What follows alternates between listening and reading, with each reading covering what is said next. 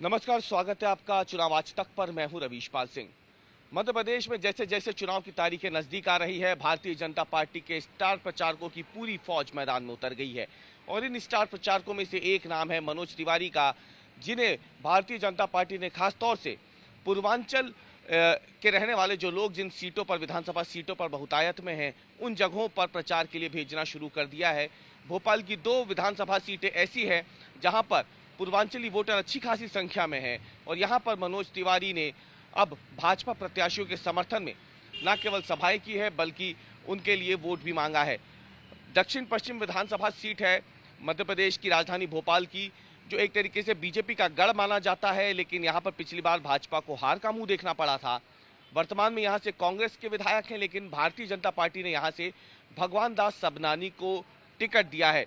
भगवान दास सबनानी संगठन के प्रिय माने जाते हैं और इसीलिए माना जा रहा है कि भारतीय जनता पार्टी ने यहाँ से भगवान दास सबनानी को उतार करके कड़ी चुनौती पेश करने की कोशिश की है कांग्रेस के सामने, क्योंकि यहाँ पे पूरा का पूरा संगठन जो है वो भगवान दास सबनानी के साथ चुनाव प्रचार में मौजूद है, उनके लिए वोट मांग रहा है। और इस बीच में क्योंकि इस सीट पर पूर्वांचली वोटर्स भी बड़ी संख्या में है, तो यहाँ पर भारतीय जनता पार्टी ने मनोज तिवारी को भी मैदान में उतारा है। मनोज तिवारी ने भी भगवान दास सबनानी के लिए विधानसभा में जाकर के सभाएं की हैं, लोगों से वोट मांगा है और किस तरीके से वो भोजपुरी में यहाँ के जो पूर्वांचली वोटर्स हैं उनके साथ संवाद कर रहे हैं, अब वो चर्चा का विषय बन गया है। एक बार आप मनोज तिवारी को सुनिए जब वो दक्षिण पश्चिम विधानसभा सीट में भाजपा प्रत्याशी भगवान दास सबनानी के लिए वोट मांगने पहुंचे। चाहे मध्य प्रदेश चाहे के हो, छठिया में यूपी बिहार, छठिया में यूपी बिहार, आना हो भगवान भैया कहरी। देखो भगवान भाई, आप मेरे बड़े भाई हैं, आप हमारे पदाधिकारी भी है, महामंत्री बहुत बड़ा चीज होता है। तू जितबो तो खाली विधायक के नहीं रहो, हमारा यो मालूम है।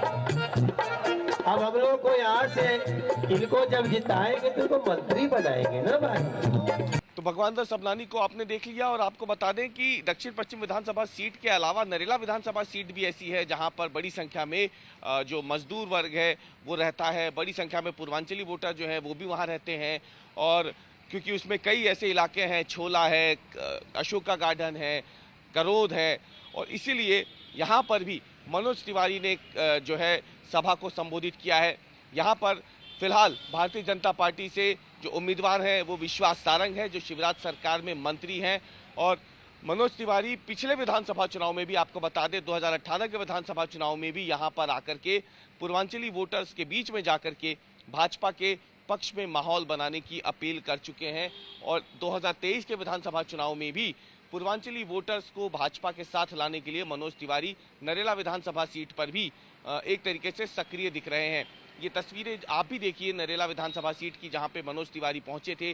उन्होंने भारतीय जनता पार्टी के जो प्रत्याशी हैं विश्वास सारंग, उनके पक्ष में सभा भी की है, उनके समर्थन में सभा भी की और भारतीय जनता पार्टी को जिताने की अपील भी लोगों से की है। कांग्रेस वही है, जब अलायंस बनाएगी तो कहेगी ये हिंदू धर्म को, सनातन धर्म को समाप्त करना है। आज जैसे ही चुनाव आएगा त्रिपुंड लगा के घूमने लगेंगे। 22 जनवरी को आप लोग मौका मिले तो अयोध्या जी आना, भगवान राम का मंदिर बन के तैयार हो रहा है। तो आपने देखा 2 अलग अलग विधानसभाएं हैं ये भोपाल की, एक दक्षिण पश्चिम विधानसभा सीट है, दूसरी नरेला विधानसभा सीट है। लेकिन इन दोनों विधानसभा सीटों की खासियत ये है कि ये दोनों विधानसभा सीट भोपाल की 7 विधानसभा सीटों में से वो सीटें हैं जहां पर पूर्वांचली वोटर भी है। और इसीलिए मनोज तिवारी, जो कि खासे लोकप्रिय है पूर्वांचल में और एक बड़ा चेहरा है भाजपा की राजनीति का, खासतौर से पूर्वांचल से, वो खुद आते हैं और इसीलिए पूर्वांचली वोटर्स के बीच में भारतीय जनता पार्टी की पैठ बनाने के मकसद से भारतीय जनता पार्टी ने मनोज तिवारी को दक्षिण पश्चिम विधानसभा सीट और नरेला विधानसभा सीट की जिम्मेदारी भी दी है, जहां पर वो जबरदस्त तरीके से बीच में जाकर के लोगों के प्रचार भी कर रहे हैं।